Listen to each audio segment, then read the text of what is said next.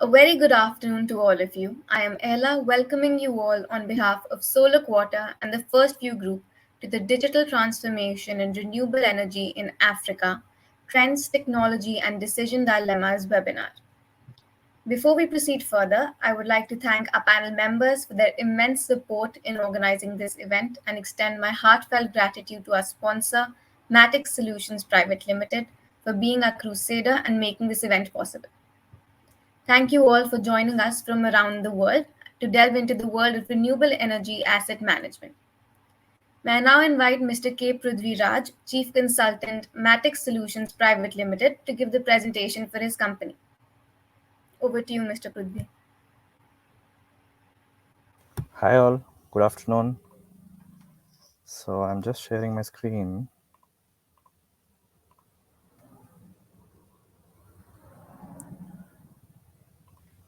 Can you see my screen? Yes, sir. Okay. So myself Prithvi, I am the Chief Consultant of Matic Solutions. So we are a 6-year-old company. As of now, our operations are in India and we are expanding to Southeast Asia, Middle East and Africa regions now. So Matix is a consulting company, a pure consulting company. So we don't sell any solutions, we don't sell any software, we don't sell any hardware. We are kind of owner's engineer. As you're all aware, nowadays everyone is thinking about building their own control center setup. The control center basically is having an infrastructure, a software or a product platform, and the manpower who can use those infrastructure as well as software platform to make more insights out of the data. So we are trying to help the clients to build this entire control center setups where they can make more sense out of the data what they have. So that's the ideology with which we started. And before we going ahead and understanding what exactly we do, so I just want to brief you on this definition of a consultant. So basically in the olden days, the consultants are the people who provides only expert advices about a particular subject. But over a period of time, the consultants have become a bit matured. So they started giving a long lasting value by considering the existing issues or existing requirements, as well as considering the future trends as well as future challenges. So that's the approach we are actually following nowadays, and going ahead and helping all our clients in doing this kind of services.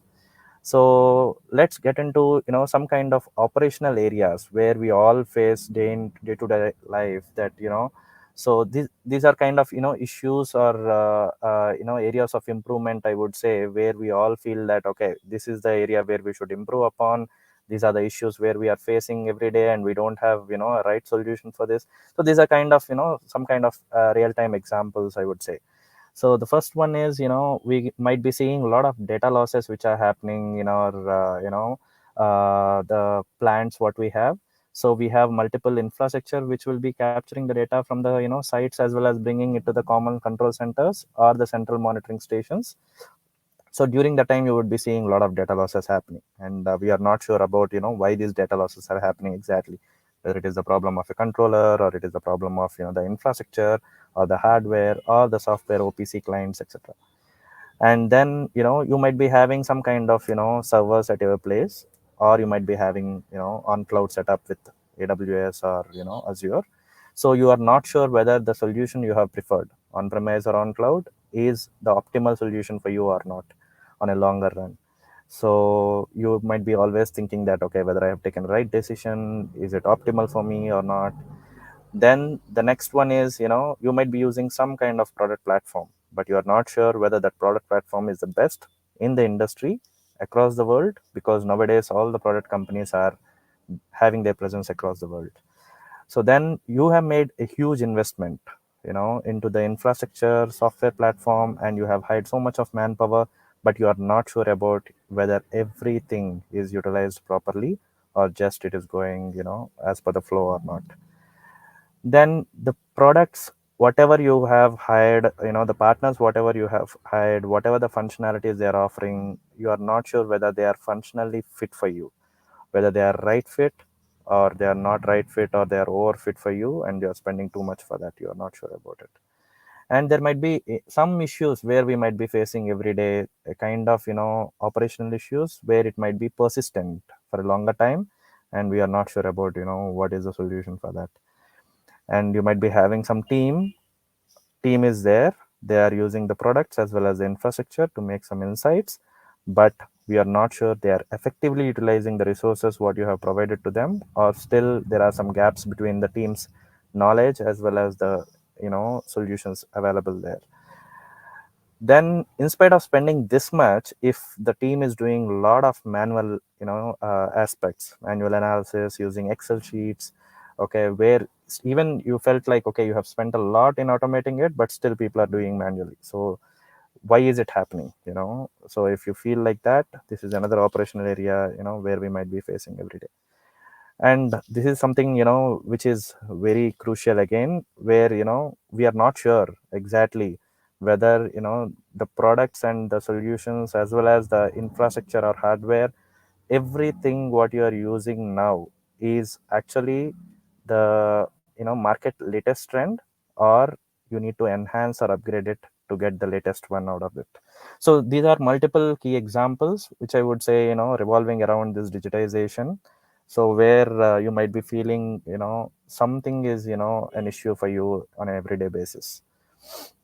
So every company needs an RBC center, as I mentioned. So remote operation center, or network operation center, or operation control center, these are multiple jargons used for the same terminology.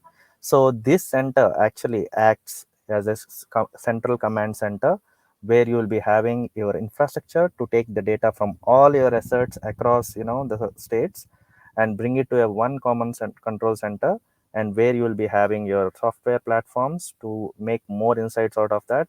And also the team will be sitting there to do a 24/7 or 365 days monitoring, and also doing reporting and analysis on the data to make your operational efficiency higher. So basically this is to manage the assets more efficiently. And we proudly say Matix is the only consulting company as of now being in this specific field. Okay, as a company being in this specific field, we can proudly say we are the only company. So we act as owners engineer for the major utility companies across the world. Now, actually, Matix Consulting has started with a mission to fill the gaps between the product supplier and the buyer, contributing to the industry growth. So basically, we have seen a lot of expectation gap between the end users as well as the solution providers. So we want to fill this gap by addressing the issues from the both sides. So Matix has done in-depth analysis of more than 25 platforms. So, and we have actually supported with our consulting expertise, for more than 10 multinational companies. And the investments which are made for our consulting are rapidly, taken back. So we will show the value we have, given to them or proven to them, is very rapid, and it's not for even months of time also, because when we get onto the table you will be experiencing that how we'll be able to save huge cost for you. And basically we will help or enable the clients to take right decisions, so that you can do a huge cost savings. And we actually support the clients from all the value chain, that is IPP, ISP, OEM, as well as the software product companies. We have some or other service for every one of the value chain clients. So basically what we have is deep understanding of products as well as the companies available in the market for multiple aspects which I mentioned, that is infra, hardware, as well as software and product platforms, and the manpower. And we follow in-depth and systematic processes being a consulting company, and we design tailor-made. We have as default solutions or services what we provide to each and every client, but at the end of the day we tailor-made the solutions when we start our implementation according to the timelines, budgets, and constraints of the clients.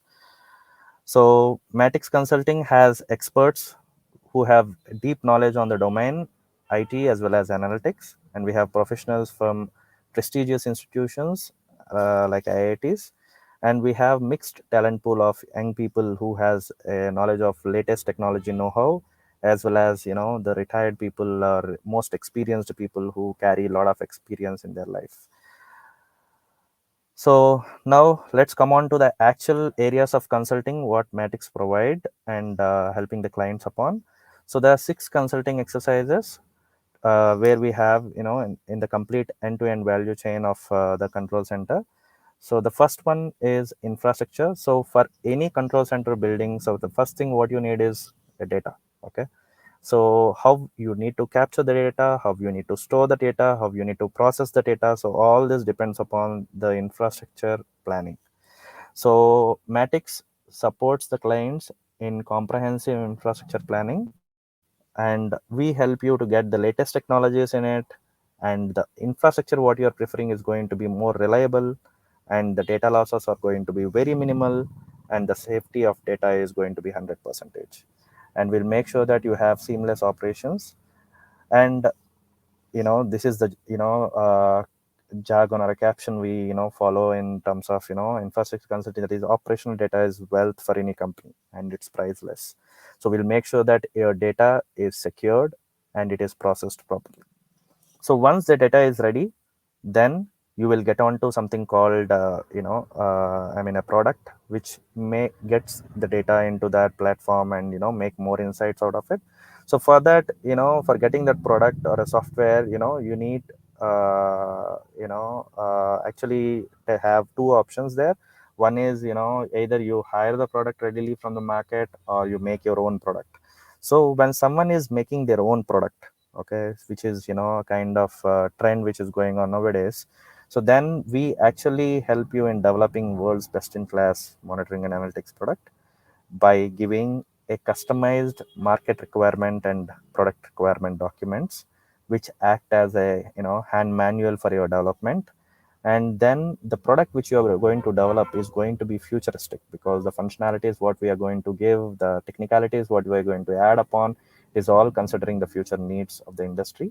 And we will make sure that the standards which need to be followed by the wind and solar industries are followed in this.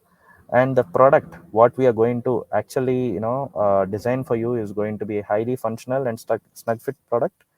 And we give functional as well as technical inputs, and we give inputs from a macro level, from the dashboard level till the formulas and filter to the micro level. So if you have a best product, you can have best performance, and you can have yield the best results. Now, when someone want to actually don't want to develop a product by themselves, but hire the product readily from the market, then we have something called partner evaluation process, where we help you in evaluating, hiring, and contracting the right partner product for you. So we will make sure that the right partner product is aligned with your strategic goals. We will do a qualitative as well as quantitative criteria of evaluation, and we evaluate on both technically as well as functionally. And we will make sure that you get the best product based on the timelines, budget, as well as the constraints what you have, and you can optimize your investments based on that. And this is what we do here in this exercise, basically, that is techno commercial negotiation, so that you get the right price at right product at right price. Now you have the data ready, you have the software which you have shortlisted. Okay, this is the software which I'm going to use to make insights out of it. So now you need to implement the software. Okay, people feel that, okay, once the software is selected, software company will come and implement it, so there is nothing you need to do it. But during the implementation, it's not a COTS product, ready to implement product as such. They need to integrate to your control systems, they need to integrate to your existing infrastructure, take the data and put it into their platform, and also customize their platform based on your needs. So these kind of integration as well as customizations will yield a lot of bugs, issues, and a lot of support is needed from your side also. So basically we act as a project consultant in between. So we'll make sure that we follow agile methodologies during implementation. So we'll make sure that the deliverables are completed on time and efficiently, and we will resolve all the issues what are going to come up with our experience. And we will make sure that there is a thorough testing done at each and every deliverable, including the last deliverable whatever they give to you before go live. And we'll make sure that the implementation is successful and it is on time. So basically through this exercise we help you to effectively utilize your investments what you are going to make. So now the data is ready, the software is also implemented. Now the next one is another key element, that is manpower. So if you don't have right team who can actually use that product and make insights out of it, again the investments what you're going to make is actually gone for toss. So now here Matix will help you in effectively asset monitoring through best resources.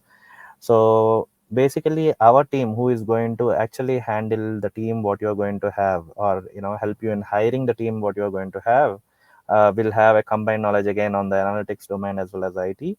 And we will train them on identifying the problem at a very early stage, by reducing the risk and by improving the performance. We'll make sure that the goals whatever the company has will be achieved by the performance of the team. And here we help the client in hiring as well as building or training the existing team. So, and even we provide, if you want, our team for a specific duration of time, whether on site or offshore. And we will try to, make sure that your team is established. So, in spite of what saying that you have spent a lot on the infrastructure and software and everything, you should spend enough on the manpower also. As you are aware of, the best investment is investing in the right people.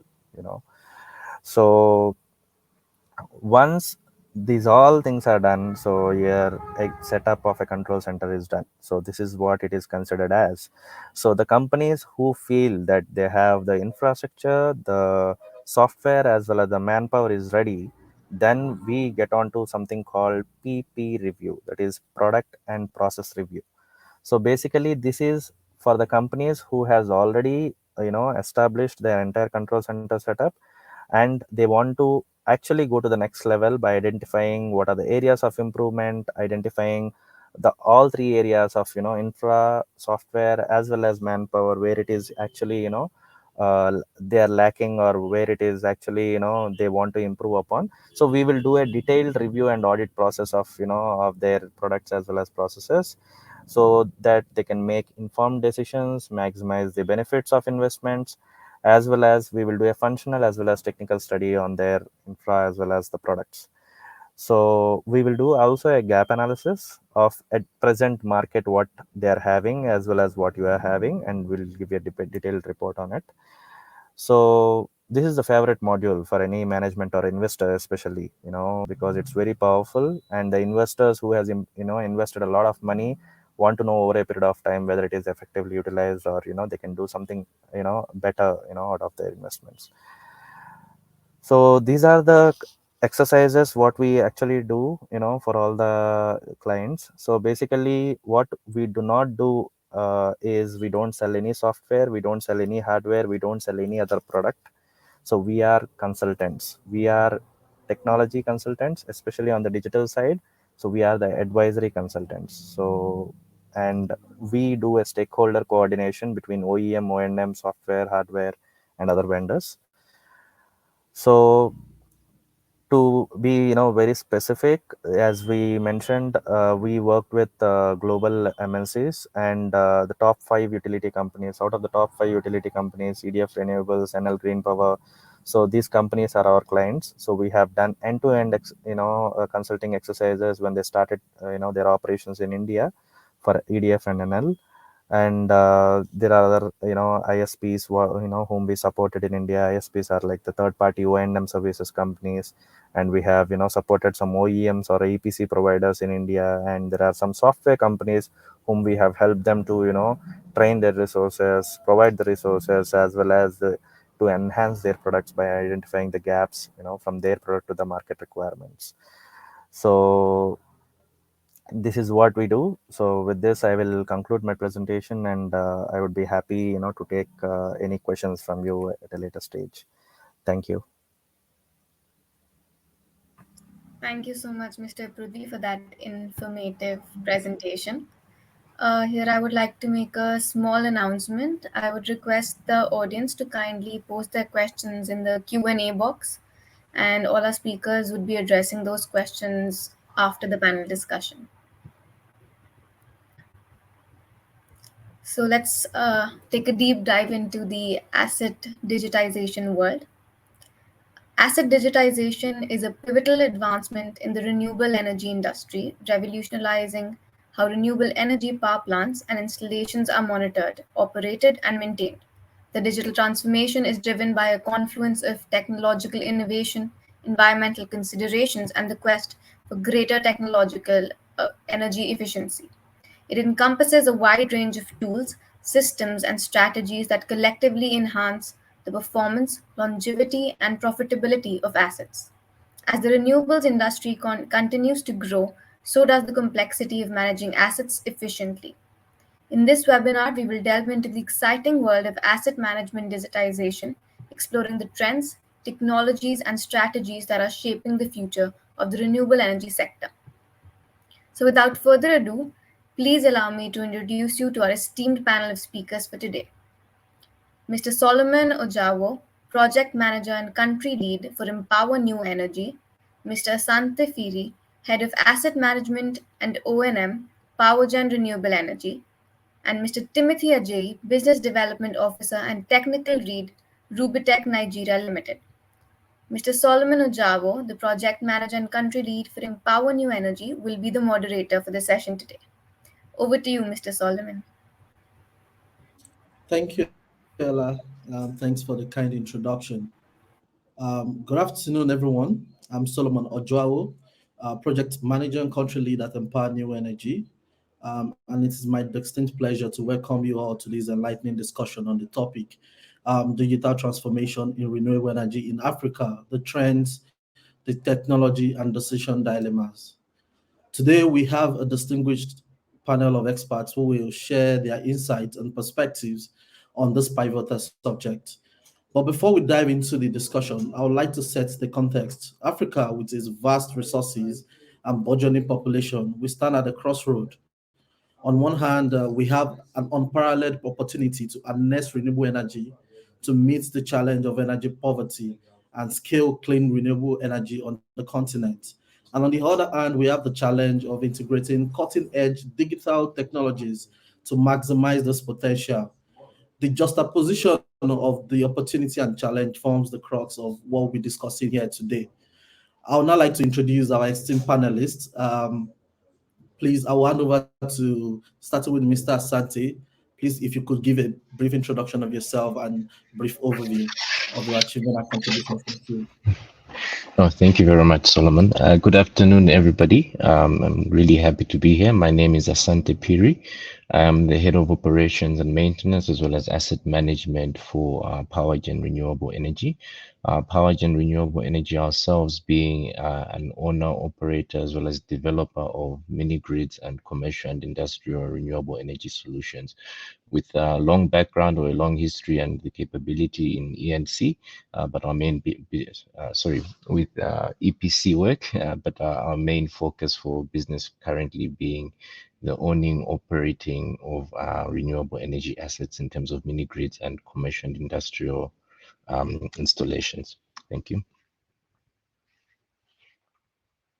Thank you so much, Mr. Asante. Mr. Timothy, over to you, please.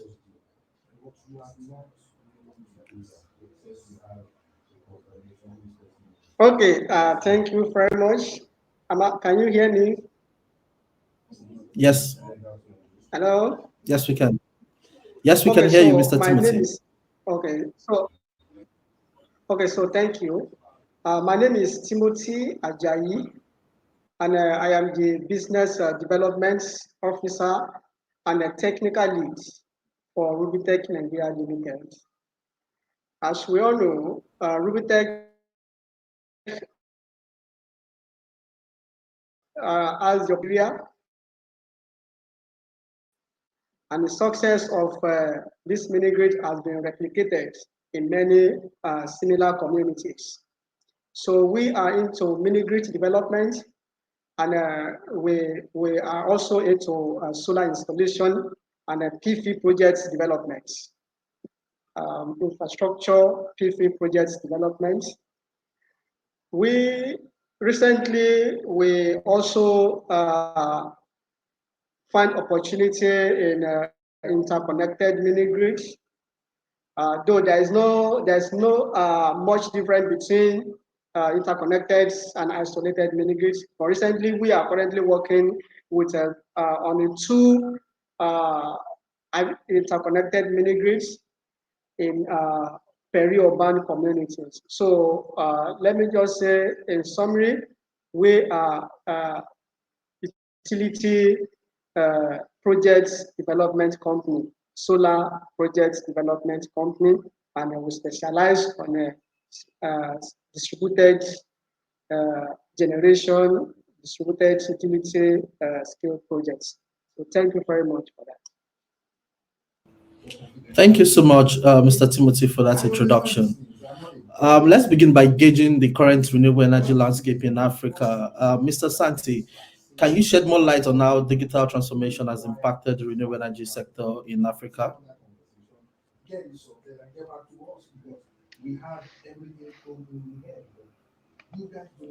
Thank you, Solomon. I had prepared a presentation, and if you allow me just to go through that particular presentation to talk through the different points. So if you can just give me a second to share my screen.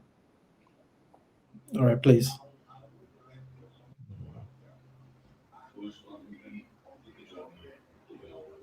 Let me know when the presentation is visible, please. Yes, it's visible now. You may want to put it on presentation mode. Presentation mode.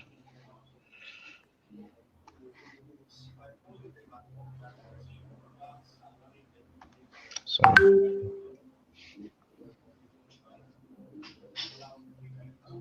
Properly visible? Yes, we can still see the. Yeah, it's visible from my hand. But if you Okay. can make it just full screen, I think it will be a lot better for the viewers. I'm actually in presentation mode. Let me just see here. You... Oh, okay. Sir, there's a button which says slideshow right next to record review. Before that, slideshow. Um, Right after animations on the top. To yeah,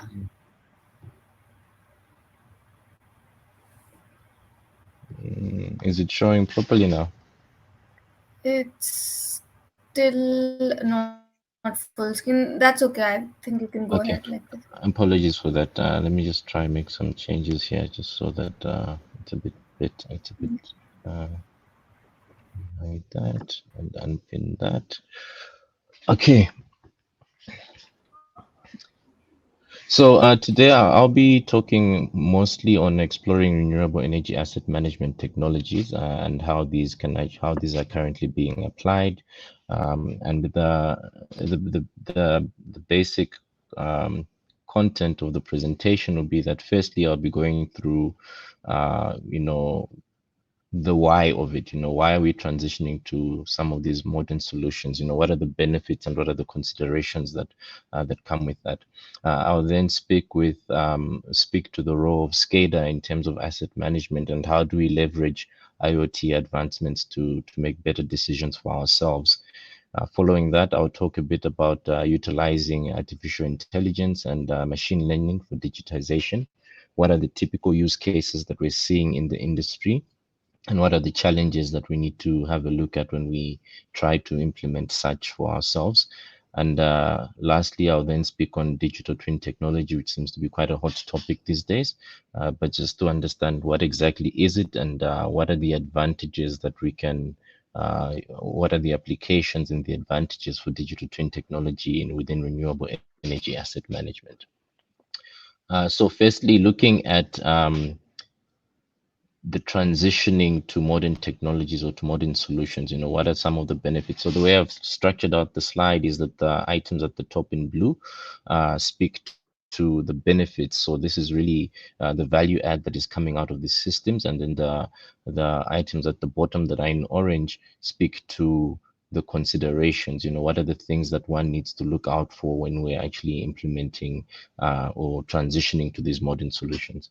So the first of these, in terms of the benefits, is really the improved performance in terms of operational efficiency.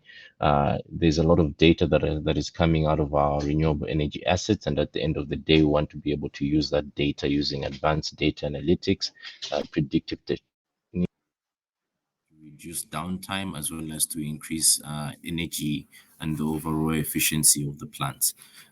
Secondly is fault detection and predictive capability. So the idea that we want to be able to monitor activities in real time, to pick up faults in real time, and to be able to detect potential faults allows us to have some proactivity in terms of addressing those particular faults. And that leads to actually the third point, which is the reduction in operating costs. The ability to pick up issues before they arise allows us to be more proactive, to be able to plan our maintenance better, to reduce our downtime. And this overall leads to improve financial indicators. As most of you would know that it's more expensive to have an unplanned outage rather than having one that is actually planned, and you can do the scheduling, bring together the resources, put together all the necessary requirements for that.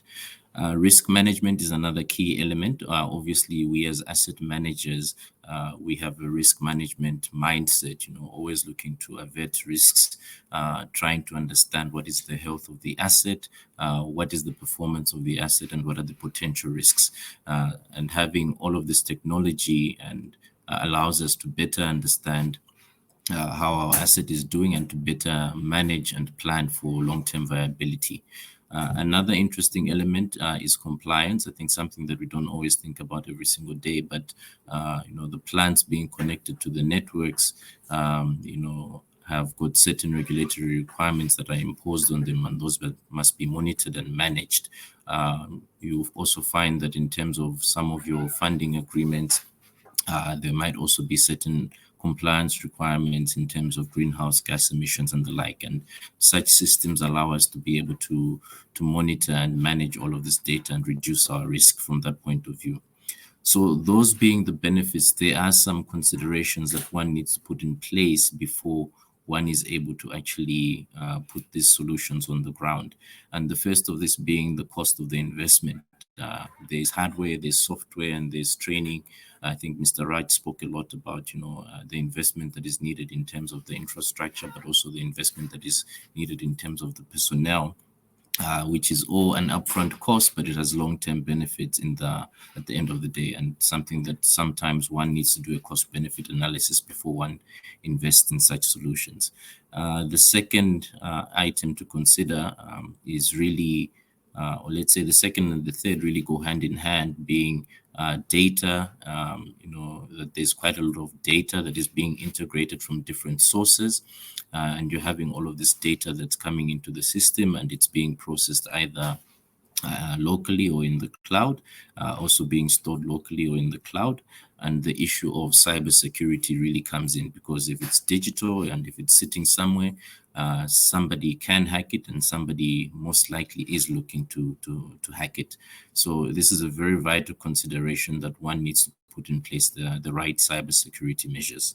And then lastly, on the personnel side of things is really the change management that comes with the implementation of these particular solutions. I think it's one thing to implement the system, but one really needs to bring along the end users together with you in order to be able to ensure that that system that has been implemented is effectively used. So there is a need for change management strategies to be considered when one actually looks at the transitioning to these modern solutions. Yeah. The next slide here talks about the role of SCADA in asset management, and how do we actually leverage the advancements in terms of the Internet of Things. So it's really a question of what are the functions of SCADA, and how are we using IoT to actually advance those particular functions. And I think for a lot of you, you're quite familiar with the functionality of SCADA, and monitoring and data collection being probably one of the key functions of that. But that really gets expanded when you have IoT devices that can provide you even more granular and better insights that can be the data for which can be used for improved visualizations as well as the processing capabilities of those particular devices on site can be used for automating certain instances on site, but also we're able to do some automatic generation of reporting. The second row is really predictive maintenance. So what we're really looking for is to be able to use the data that we're getting out of the systems to be able to detect faults before they happen, allowing us to plan better, reduce our downtime. Thirdly is performance optimization. Something as simple as the remote control capabilities to be able to change settings or to change the status of equipment on site really at the end of the day saves you in terms of personnel costs. It saves you in terms of what do you call operational efficiency.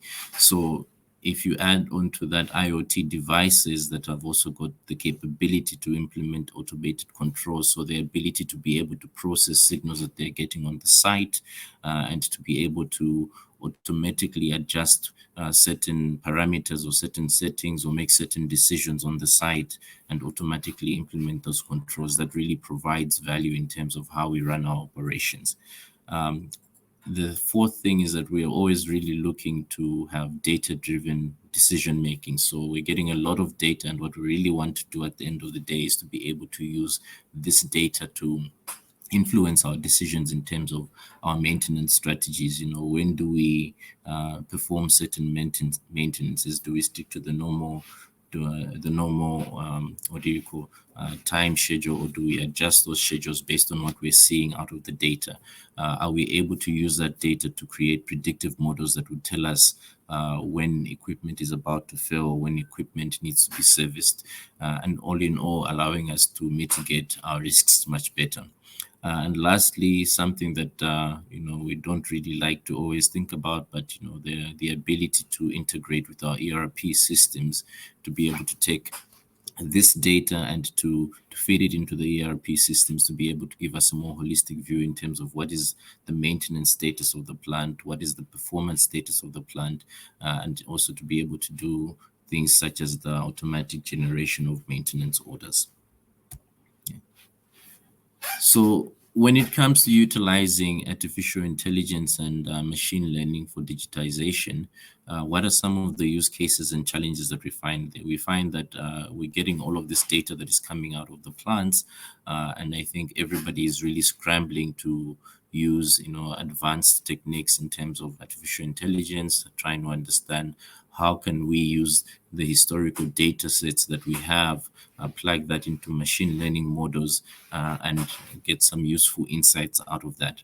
And what you really find in the industry is that the two major cases or use cases for AI and machine learning is really more on the predictive maintenance side of things. So the ability to, again, to be able to take that data, process it, and come to a conclusion as to what is going to possibly happen to a piece of equipment in the future, so that we're able to detect faults, we're able to have a controlled shutdown of that particular piece of equipment, and overall reduce our downtime, improve our efficiency, and at the end of the day really improve our financial performance of the asset.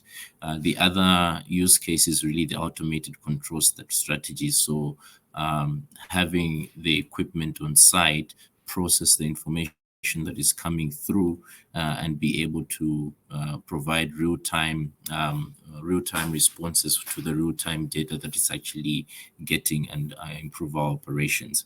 There are some challenges that come with that. And I think the first of this is really the data availability and the data quality. So one, you must always be on the lookout in terms of how frequently is your data available. Are your sensory devices working? Are your systems and communication networks working? What is their uptime? But even when they are available, it's a matter of the data that is actually coming through. How valid are those data points? So we need to always check those particular data points to understand that, is this really a valid and quality data point?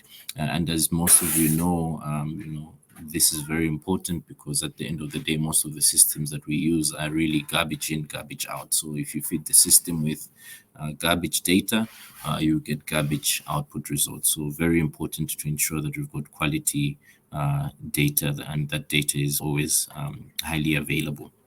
The other challenge that one really needs to look at is the algorithm related factors. So, specifically, biases towards certain outcomes. So, when you're developing these models, and depending on how you've trained these models, you might find that there are certain biases that go into the decision making process.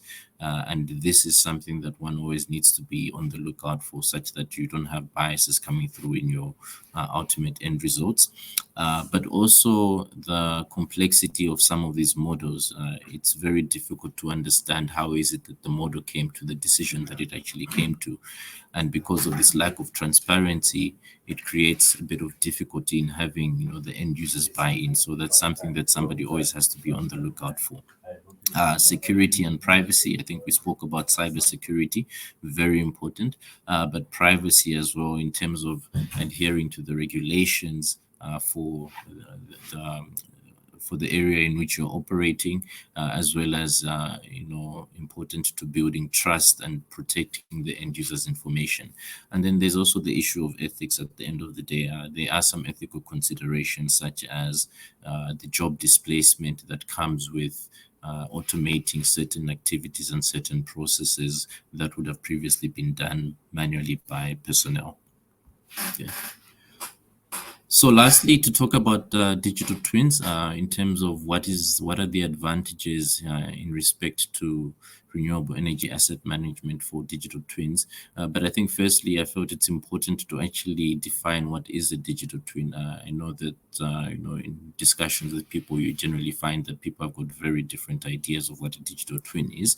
So I took a definition coming out of IBM, which I thought was quite well representative. But a digital twin is effectively a virtual representation of an object or a system that goes throughout the life cycle of that particular piece of equipment and is updated with real-time data and uses simulation and machine learning to help in the decision-making process.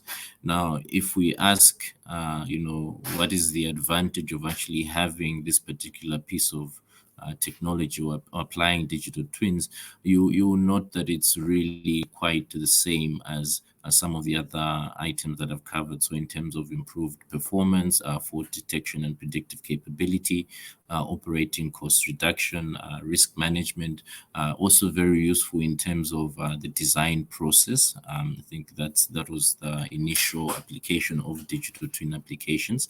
But one that really excites me quite a lot is really with the simulation and training, which is where one is actually able to create a digital twin as a virtual environment for the design and training of personnel. So you create an environment where personnel can be able to train on this particular piece of equipment to improve their skills, improve their preparedness, but also just to improve the overall safety of the operations. So there is a lot in terms of what we can apply. But I think that would be it from my side for the day, and I'd like to thank you. And given the industry that we work in, and just in general, I'd like to remind you to think safe and be safe. Thank you very much. Thank you so much, Mr. Santi, for that very rich and holistic approach and discussion on some of the technology applications for renewable energy. I will now engage Mr. Timothy. Based on your experience, how would you say the advancement in data analytics and IoT and all these other technology have influenced asset management and efficiency in renewable energy projects?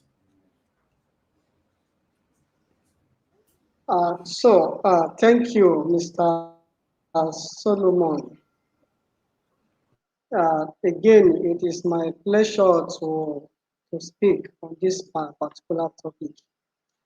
I didn't prepare any slide presentation because I was expecting that it's a panel discussion.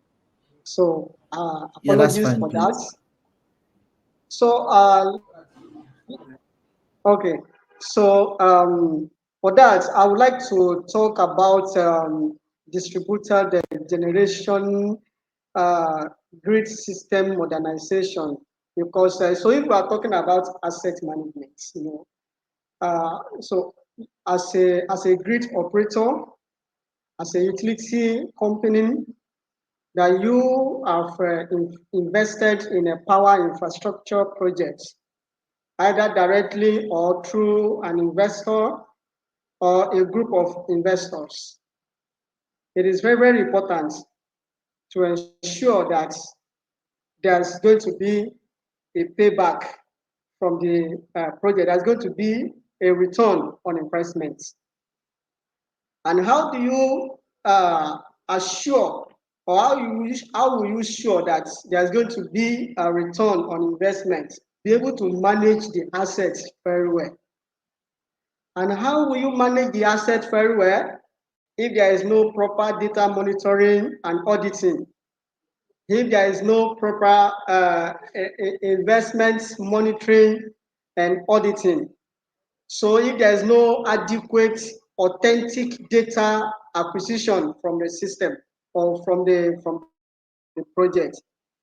So asset management entails monitoring of the system, getting the right data at the right time, communicating the right data to the right stakeholders, data process. The only way that we can do this successfully with confidence, that we can get, that we can show that there is a real data, there is how do I call it? Data integrity is to be able to monitor these assets through the use of technology and IoT. Let us look at the generation asset, for instance. Like you deploy and let's just say 100 kilowatts peak of a solar system, and you are expecting that this should be the daily performance of my assets. And then, so how will you now know that, okay, this system is deploying or is generating, is giving the right output? How do we know that this system is giving us the right revenue that it should give? This can only be achieved if there is adequate data monitoring deployed for the system. Let us take, for instance, recently on the Bamu project, we recently experienced, let me just say, low power offtake.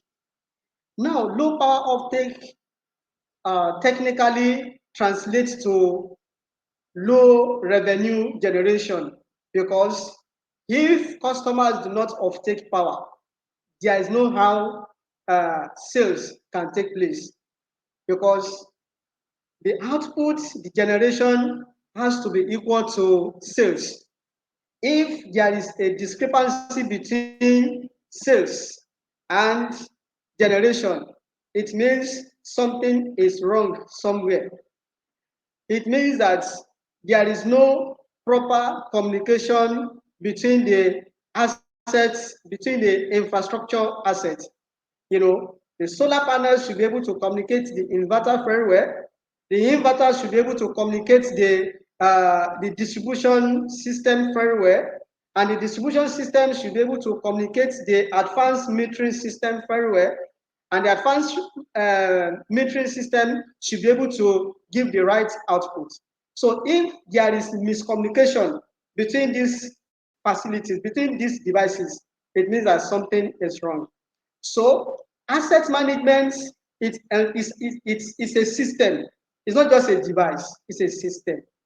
Like so the meters, the inverters, the solar panel, the distribution network, the every other components have to communicate very well for an effective asset management to take place. So I want to bring our attention to these skills in such a way that if the if there is no adequate data monitoring and supervision, the the revenue collection, there will not be transparency in the revenue collection, and there will not be transparency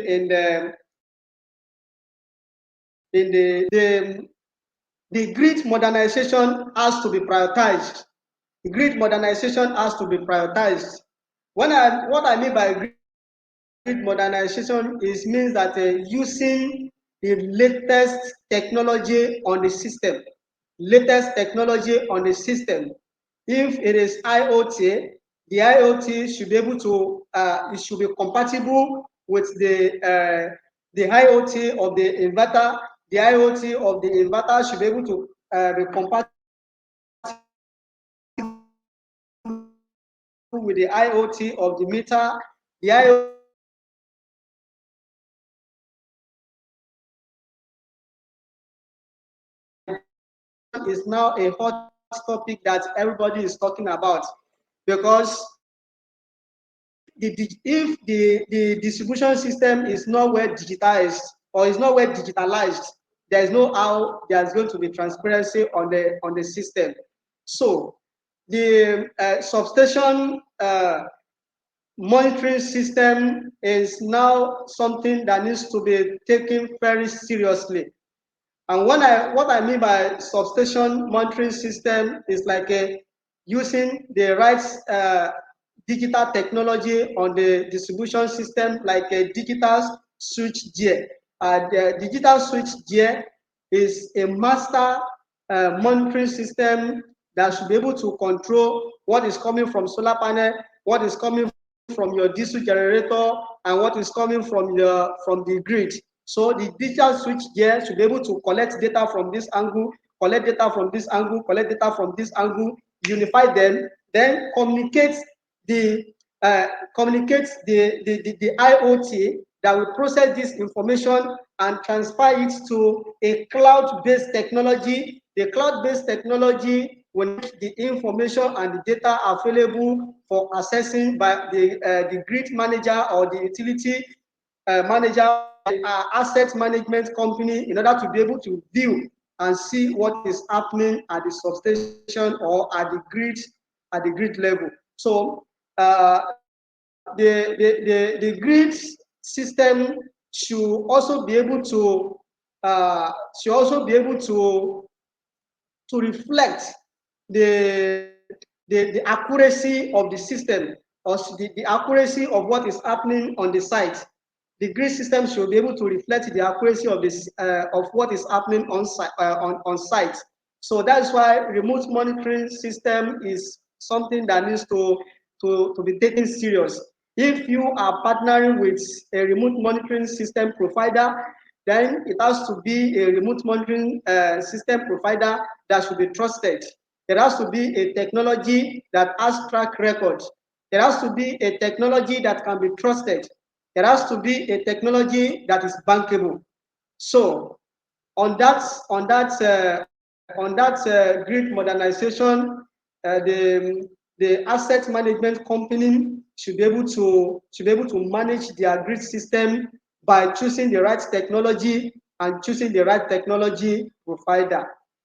I also want to talk about substation or automation system. Like the utility automation system is a technology that is able to provide advanced communication of what is happening on site.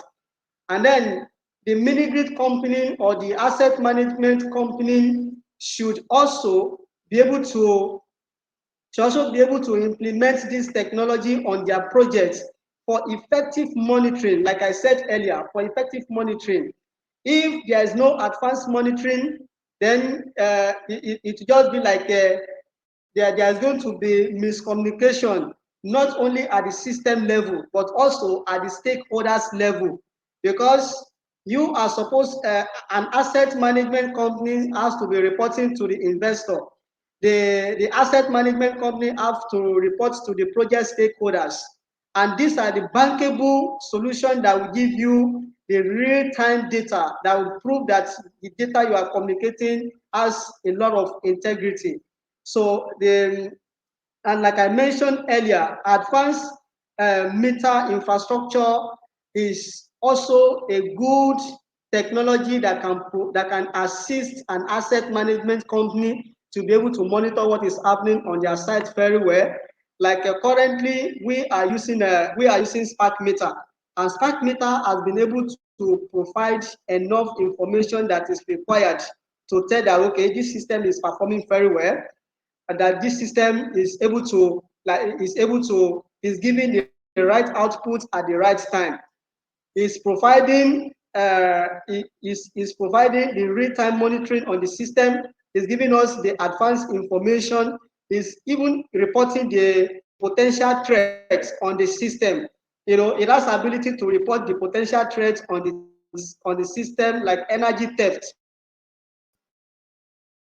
If a customer bypass meter, this software you will be able to tell, okay, if this customer has been offline for a particular period of time, then you can question that why is this meter is offline for this particular time. And that is the blessings of the IoT, the SCADA technology, because SCADA technology is an event driven. It will tell you when this happens and when this does not happen. So you can tell, okay, why is this happen this time, and why this does not happen this time.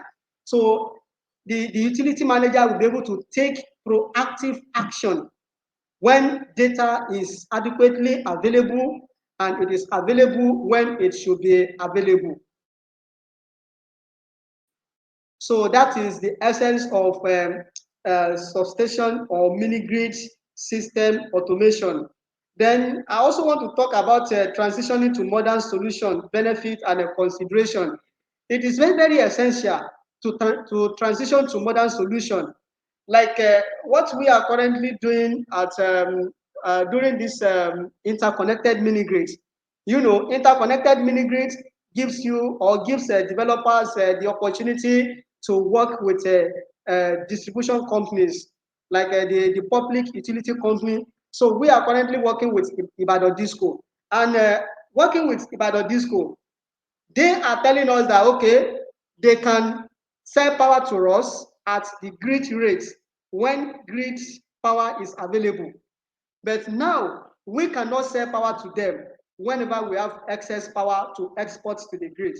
Why? Because the the distribution system, the distribution network asset that we have does not tolerate or cannot communicate with, or let me just say, it does not allow grid exports. Like we cannot export to them, we cannot sell power to them. They can only sell power to us, and that is to show that we are still operating on the analog system. We are still operating on the old system. So we need to modernize how power is being consumed, and it is we modernize this process. That's when there can be adequate transparency in the data. That's when let me just say, the generation can equal to consumption and revenues. Because if an investor invests so amount of money into an infrastructure project, and then you are supposed to be generating a social particular revenue on daily basis, but due to the fact that there is a low demand on certain day, you are unable to, maybe you are unable to generate your forecast revenue. It means that there is no adequate data transmission and collection. So until our grid system is modernized, whereby there can be bidirectional power flow. Somebody can export power somewhere, and somebody can receive power somewhere, and then there is balance, there is equity in power transmission then grid has not been modernized. Let's say, for instance, in advanced country, we have a bidirectional power flow, whereby even individual on the can even sell grid and make money from it. That is to show that there is a lot for us to do in Africa. There is a lot for us to do in Nigeria. You know, the power industry needs to be revisited. The power industry needs to be so we need to do improvement on how we consume power, on how we generate power, and how we transmit, distribute power. So the distribution and the generation grid needs to be modernized. And this modernization will so that, okay, a generator somewhere can set to another receiver, then a receiver somewhere can also collect from another end. Until there is bidirectional power flow, then the grid is not yet modernized. In fact, if there is bidirectional power flow, there is going to be a lot of investment into renewable energy industry.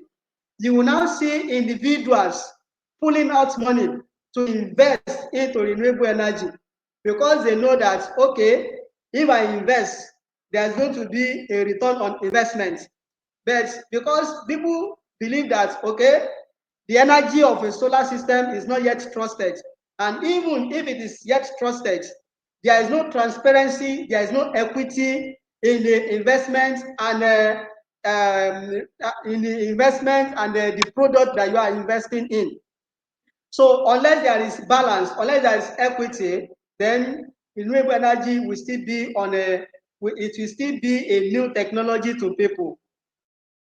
So we need to look into transitioning to modern solution from that particular angle.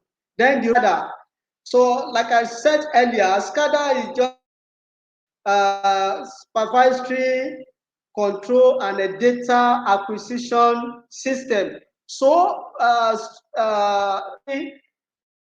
control and a data acquisition system has to be implemented, and it has to be implemented with other IoT so that this grid modernization can effectively take place, so that there's going to be an improvement on financial and operational performance of utility projects in Nigeria, in Africa as a whole.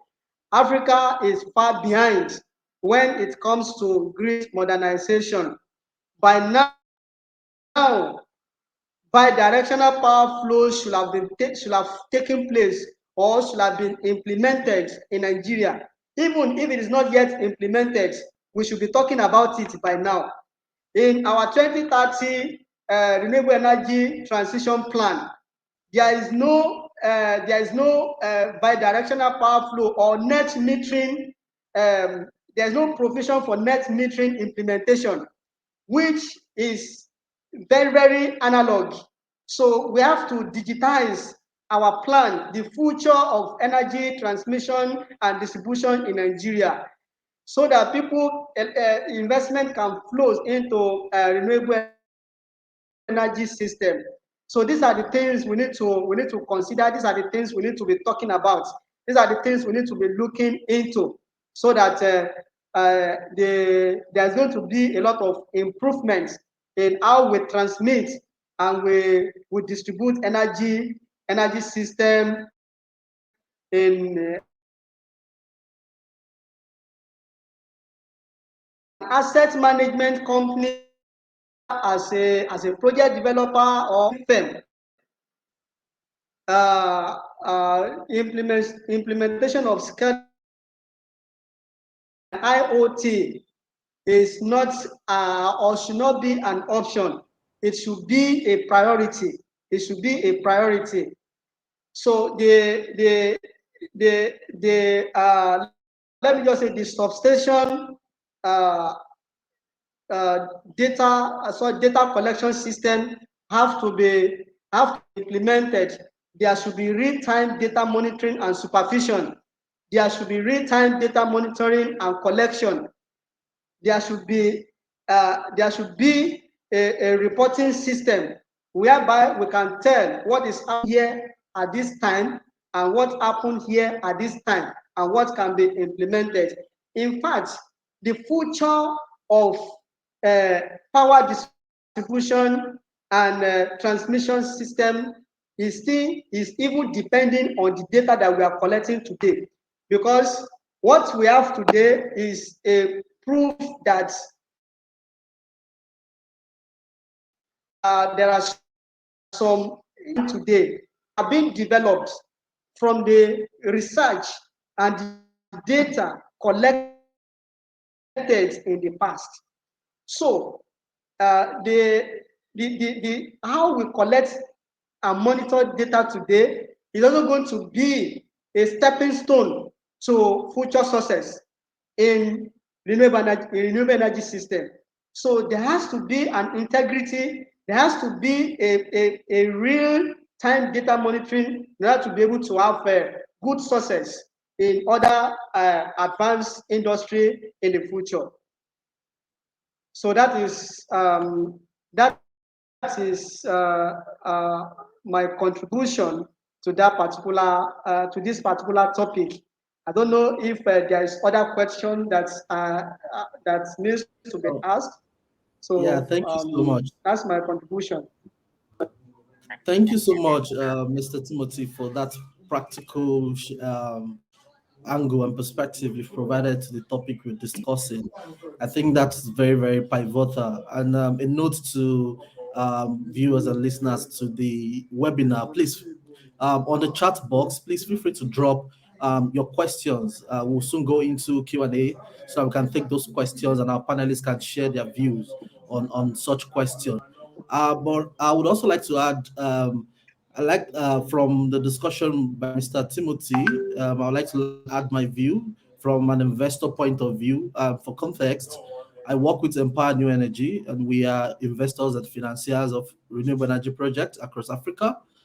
Today we have projects operating in Egypt, Ghana, Nigeria, and we have, I think, across 16 countries presently, including countries like Kenya, Zambia, Cameroon, and the likes.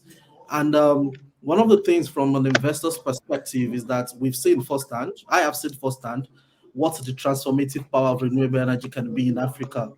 And addition of digital technologies are not just auxiliary tools; they're actually pivotal in maximizing the potential of renewable energy projects. So, from the vantage point of an investor, we've observed that digital solutions drastically enhance project feasibility. It allows us to make informed investment decision, and we are particularly excited about the integration of decentralized energy systems and integrating that with top of line digital solutions that just helps us with the grapple of the balance between immediate technological investments and potential long-term yields, which is very, very key to encourage investment into the sector even more. We understand that this can be a delicate dance between one that is essential for sustainable growth. And by integrating these IoT devices, for instance, in this system, we've been able to monitor in real time the performance of solar panels in a remote place in Ghana or in Cameroon at the same time, or even the efficiency of something like a wind turbine in a village. That immediate feedback, which can only be made possible by digital tools and communication, allows for prompt maintenance, ensuring a consistent energy supply. And as one of our panelists said, this directly influences and affects what the revenue to the investor would be. I do note that this is not without its challenges. Mr. Asante in his presentation had also shared some of the challenges around some of the system and their implementation. The trade-offs between this upfront cost of digital integration and their long-term benefits will remain a topic, which is why we need constant innovation from engineering, from software, from hardware, from the EPCs on site to integrate these solutions in such a way that it remains profitable, and we keep innovating to ensure that our systems are performing as efficiently and as effectively as possible. Despite all this, from an Empower New Energy point of view, for instance, our commitment remains unwavering because we envision that Africa would be possible, and Africa is possible, where every renewable energy project, regardless of the scale, is digitally integrated. That then drives efficiency and sustainability. But not just that, also scalability, which is important for us to reach the kind of quantum of deployment that is needed to match the solar energy resource that we have on the continent. I would like you to imagine a continent where energy solutions can be replicated very quickly and efficiently, because we have the digital data to guide us, and remote monitoring that ensures each solution's longevity for more than 25, 30 years. We have solutions that last this entire cycle of their projected lifetime. So this is a very interesting topic, and I would like to go back to our panelists, just to ask, in terms of this decision dilemma of the set of challenges that technology bring, could you discuss what some of the challenges you face when integrating digital solution into renewable projects, and how you've been able to manage such balance in the projects you worked on? I would like to start with Mr. Asante.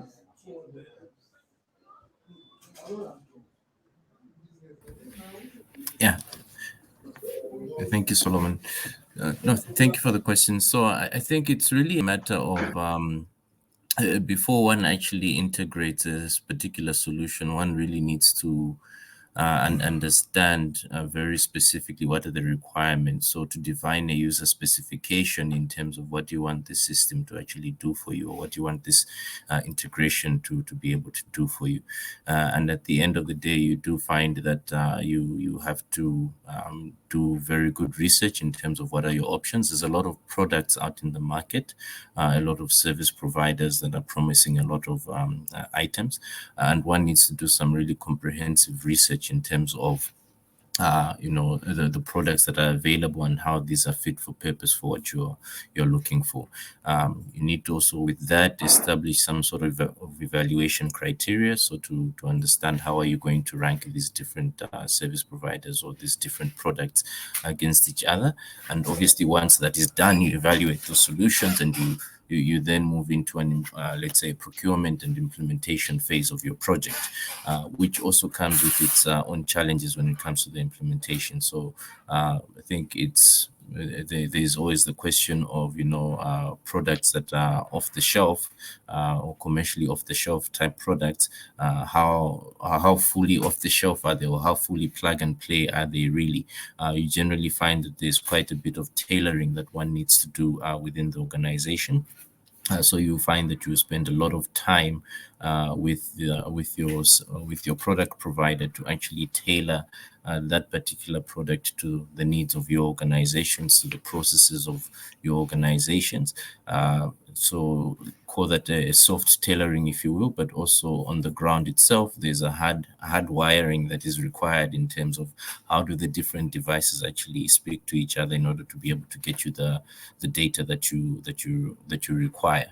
So there is that implementation phase, and that tends to take. I think one of the challenges with that is that it tends to take longer than what one always envisions. I very seldom come across somebody who say to me that they were able to do this type of project implementation in the time that they had actually planned.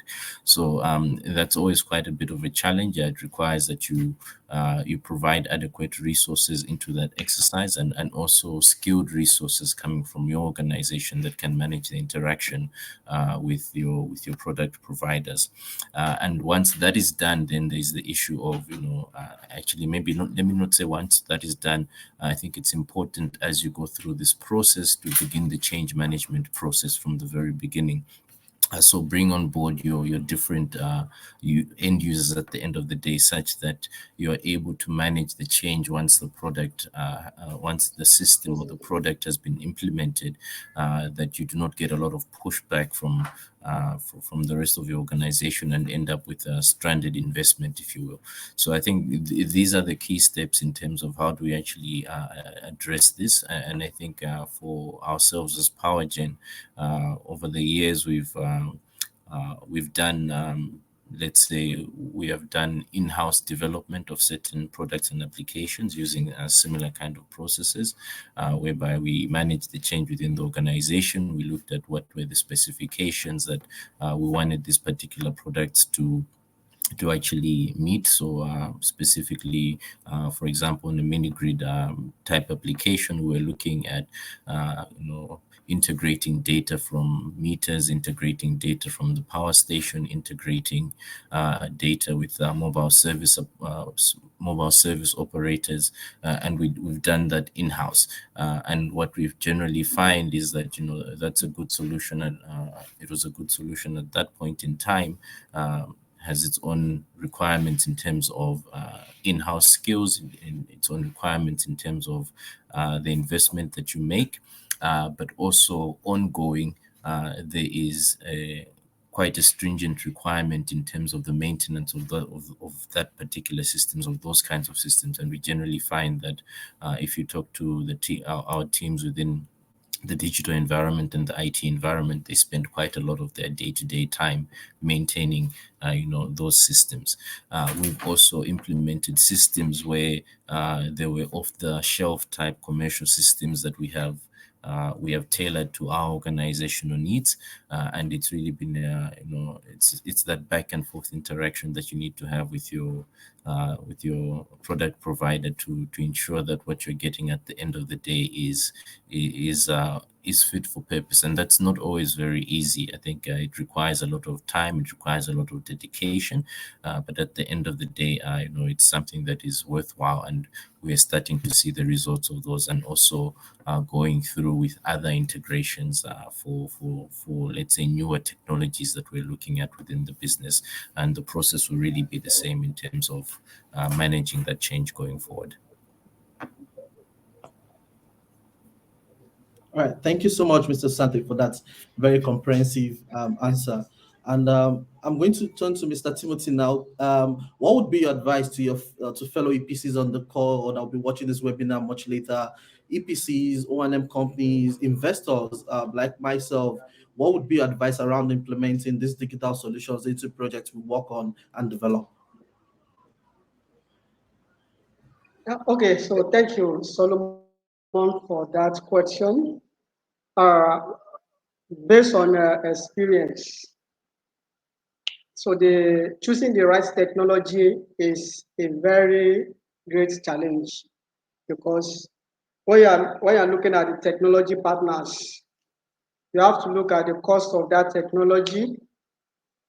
You have to look at the after sales support that will be available after selling the technology, which is a local presence, because currently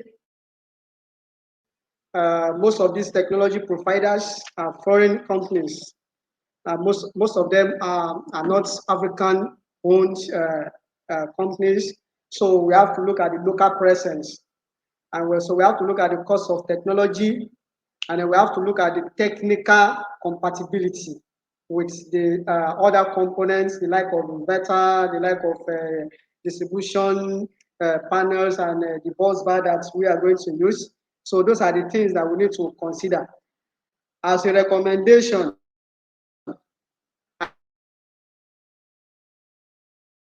recommend OT and a remote monitoring system into their utility scale project. They should do a lot of background work on the technology partner. They should do kind of a technical compatibility assessments. Then they should also make sure that the there should be uh, a well planned after sales service from the technology provider. In fact, if it is possible, I recommend that they should work with providers who already have local presence, so that there can be an easy communication, and let me just say maintenance and repair whenever there is a downtime. Also, we also look at the cost of technology in such a way that I always use as an example, because we have a lot of experience when it comes to this utility scale management, mini grid, and the rest. So in 2018, uh, the cost of let me just say the advanced metering, the operation and maintenance cost is about $200. That was 2018. But now it's a very big money for us. That is even sucking a larger percentage of the project's revenue. So I wondered that that cost still not yet reviewed up to now. So as a challenge, currency depreciation and exchange rates is also a very big challenge, because when when you purchase a technology and a maintenance cost is also in a foreign currency, then how about the ongoing operation and maintenance? Is it going to be cost effective later? So I will recommend that anyone who is looking to integrate advanced remote monitoring system into their mini grid or utility project, they should negotiate that the cost of operation and maintenance should match with project revenue, should match with the currency of the project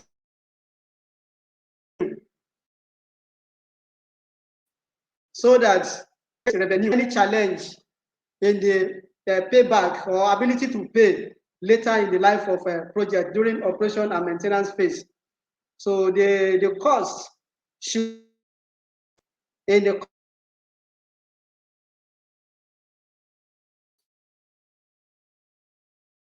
there's also be a proper technical training. There should also be a proper technical training for the utility managers. That is, there should be a a proper knowledge transfer from the IoT provider to the developer, maybe the representative of the project developer, because technical support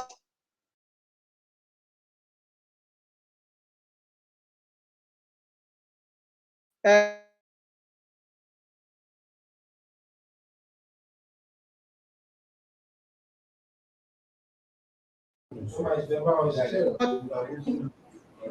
like more than 24 hours, 20 days. That should be a new loss for both the developer and time powerful than even the generation storage assets. If they malfunction, useless. I can tell you that. So there has to be a proper corrective and preventive maintenance plan for these technologies. So that is my recommendation. Thank you very much. Thank you.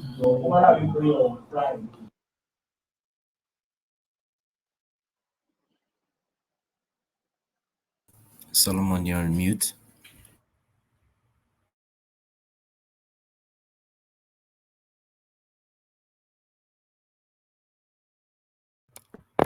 Sir, sorry to interrupt.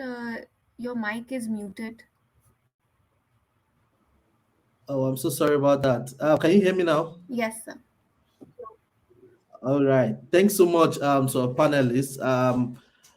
It's really clear that for renewable energy projects and for us stakeholders in the industry that integrating digital solutions and technologies is one of the key ways to ensure sustainability and scalability of our solutions and solutions we work on and deploy.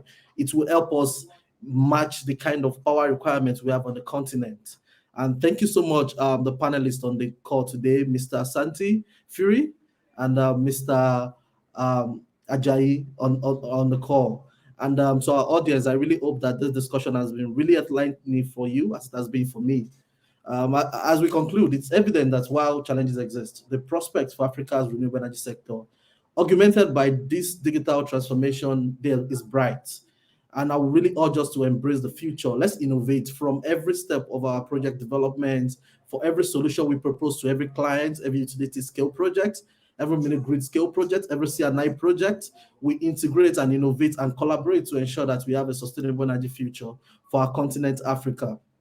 And as we discuss these broader trends, these technologies, these dilemmas today, I would really urge all stakeholders on the call or listening to this webinar to remember that the real world impact of our decision goes a long way to affect the daily living of our fellow the people that live on this continent. Every single decision we make, every single penny we advise on spending, every single technology we advise would really go a long way to determine how much of the carbon offsets we are offering to the global scale and the global heat, to determine how much of the energy poverty on the continent we are reducing. And behind every digital tool or renewable energy project, there lies a community that their life can be transformed.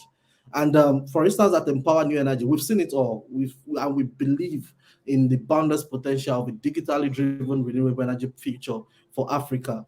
I don't assume we have any questions yet posted. So I would like to thank our audience today for joining us. Your engagement, your question, we've seen the reactions. It has really enriched this discussion. And once again, thanks to our panelists and thanks to Solar Kota for putting this together. Let us continue to be champions of renewable energy and digital transformation in Africa. Thank you so much. Over to you, Helen. Thank you so much, sir. Sir, I believe there are a few questions posted here. I'll just display them on the screen. Um, Okay.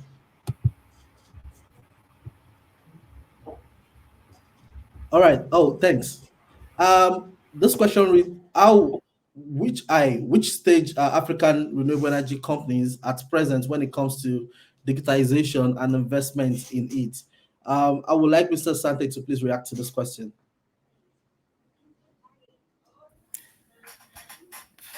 No, thank you, Mr. Ojo. Difficult question to answer, but I think what I would say is that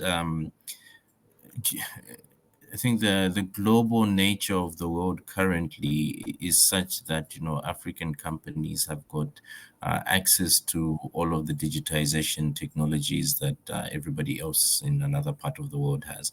If technology is developed in the east or the west, that technology is marketed globally. So I think from a digitization point of view and an investment point of view, and I think we're pretty much on par. Maybe let me not say on par, but I think we're pretty much quite advanced. Obviously, one as an African would want a lot of that digitization initiatives and those developments to actually come from the African continent. But I suppose what I'm trying to say is that which they don't at this point in time. But what I'm trying to say is that we have access to all of the technology that is being developed out there, the products that are out in the market, in the very same way that somebody else on another continent would have. Thank you. Thank you. Thank you for that succinct answer. I hope that answers that question, Mr. Pradeep. And we have another question here. Hi, what role do government policies and regulations play in promoting or hindering the adoption of digital technologies in the renewable energy sector in Africa? Mr. Timothy, would you like to react to this?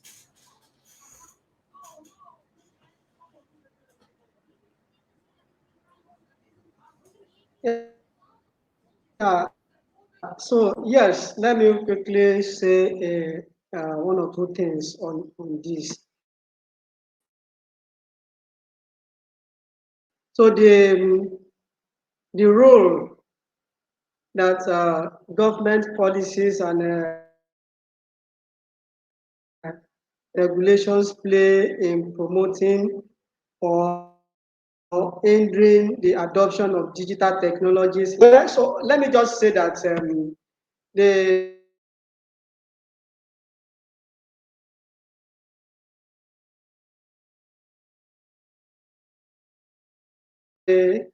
the government policies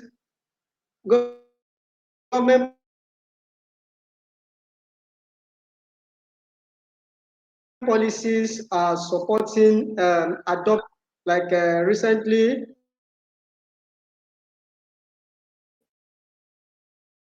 we have renewable energy transition plan. Ghana renewable energy transition governments are adopting, but in area of digitalizing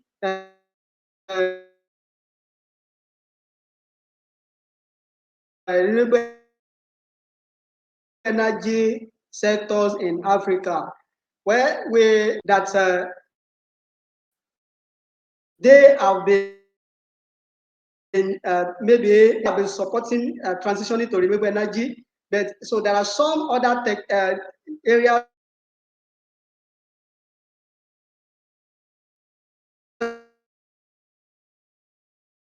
of renewable energy that we need also to have been as in African country that is looking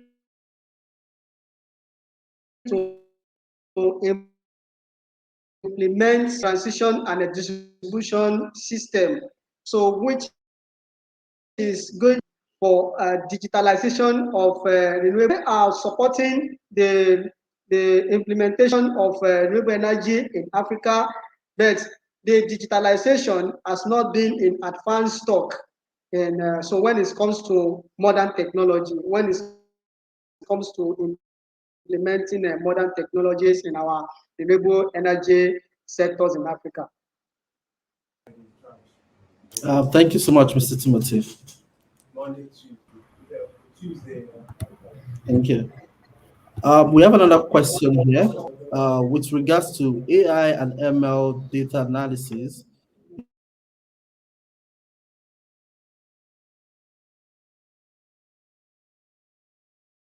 Concerns associated with the use mention this in your presentation. Yeah, let me take that one. So I think this is one of those where I don't think this is an African specific problem.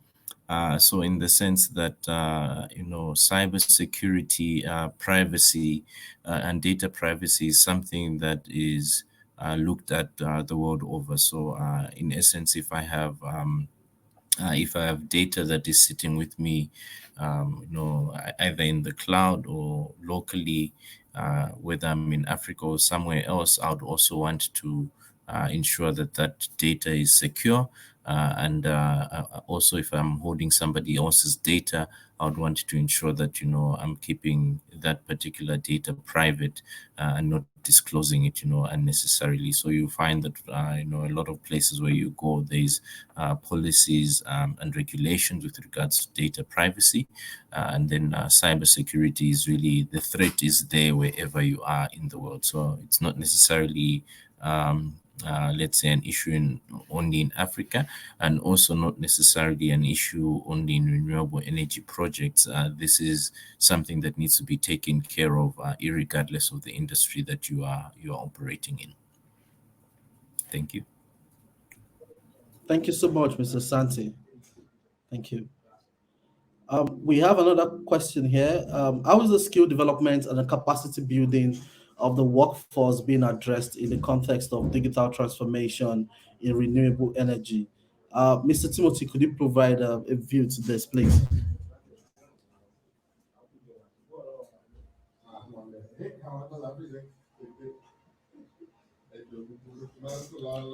Okay, Mr. so thank you. Yes, oh, thank you very much. So the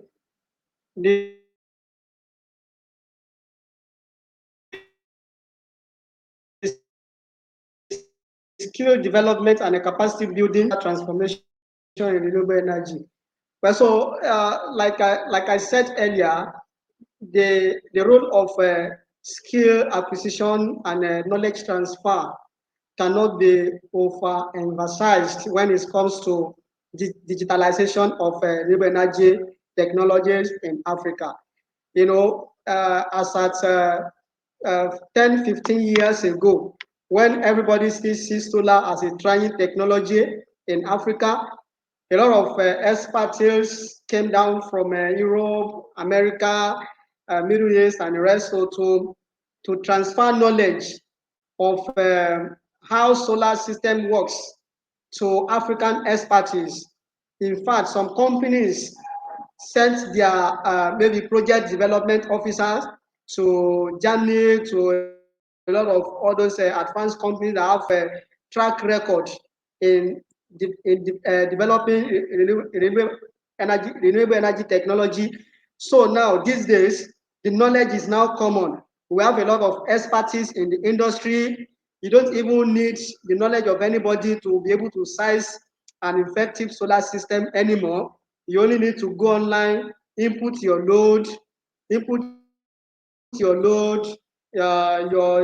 the hour of consumption, and you have an effective solar system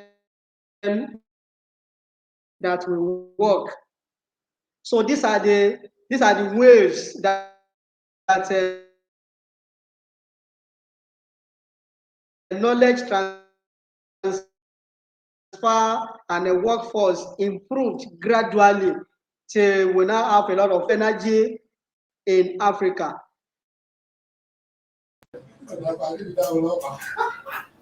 Yeah.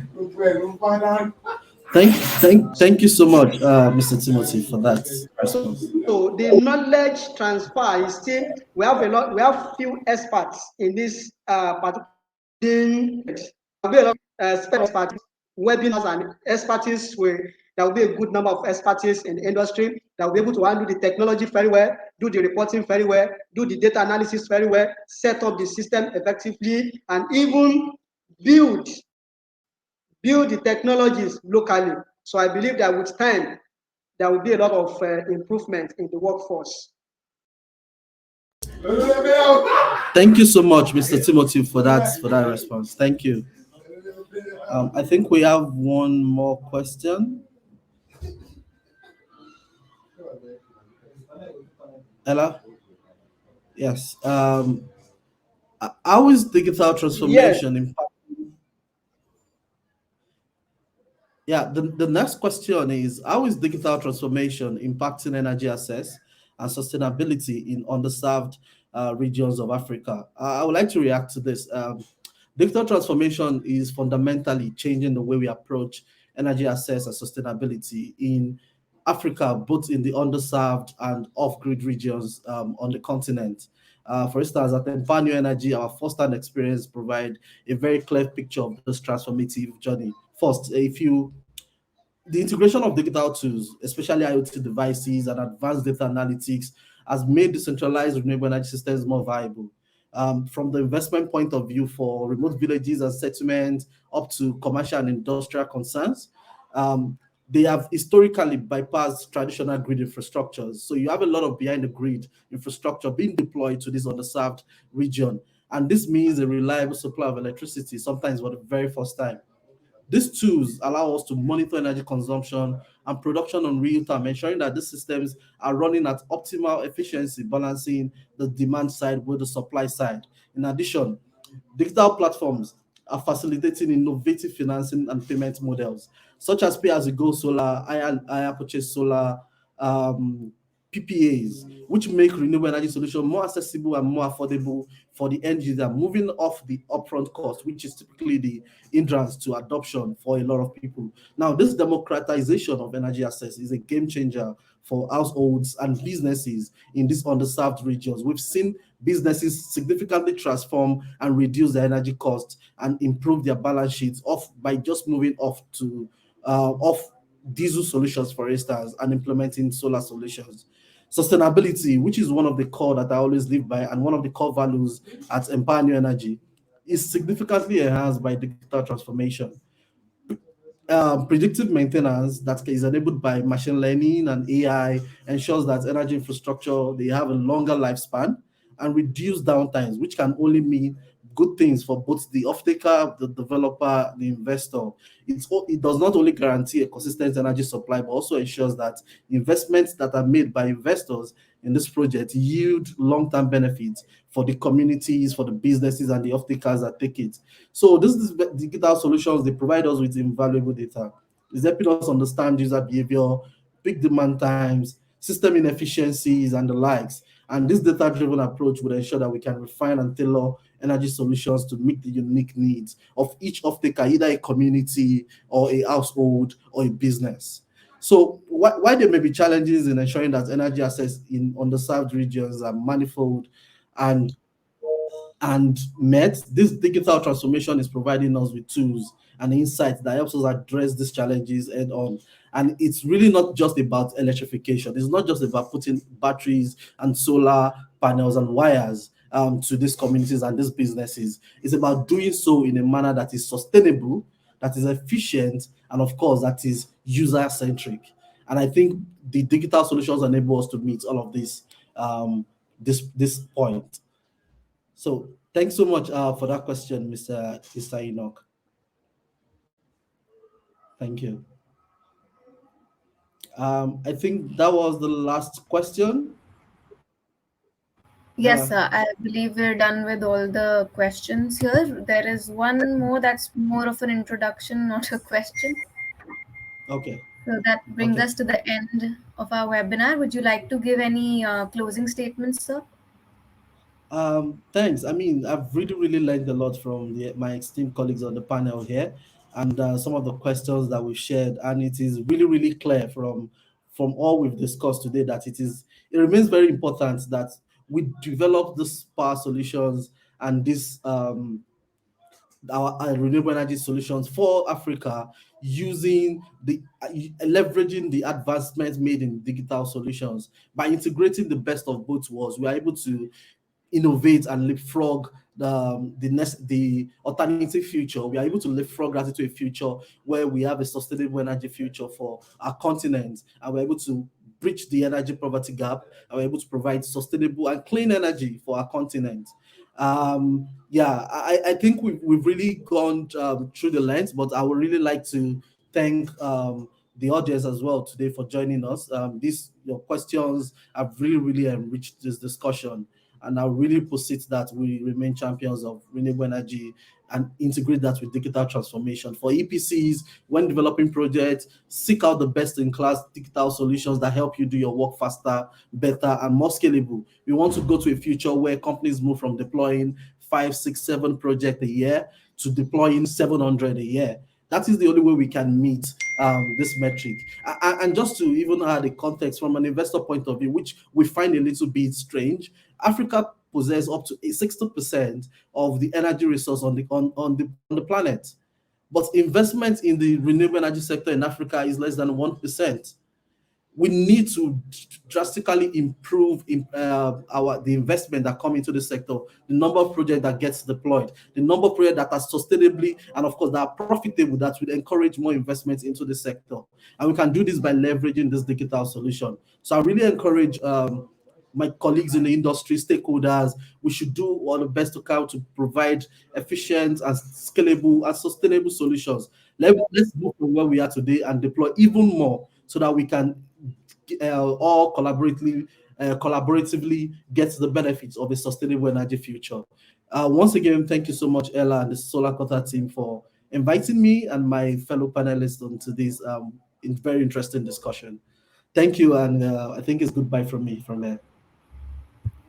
Thank you so much, sir, for beautifully wrapping up and summarizing the entire session. And here I would also like to thank our audience for tuning in to this webinar. And I would also like to thank my esteemed panelists for enriching us with their valuable and insightful knowledge. And of course, a special thanks to Mr. Solomon for superbly managing the session and collaborating with us on this event. A big shout out to our partners, Matix Consulting, for their immense support to organize this event. We promise you to come back soon with more exciting sessions. The floor is now open for networking. Thank you all. Thank you. Thank you. Thank you, sir. Okay, thank you. Thank you, sir.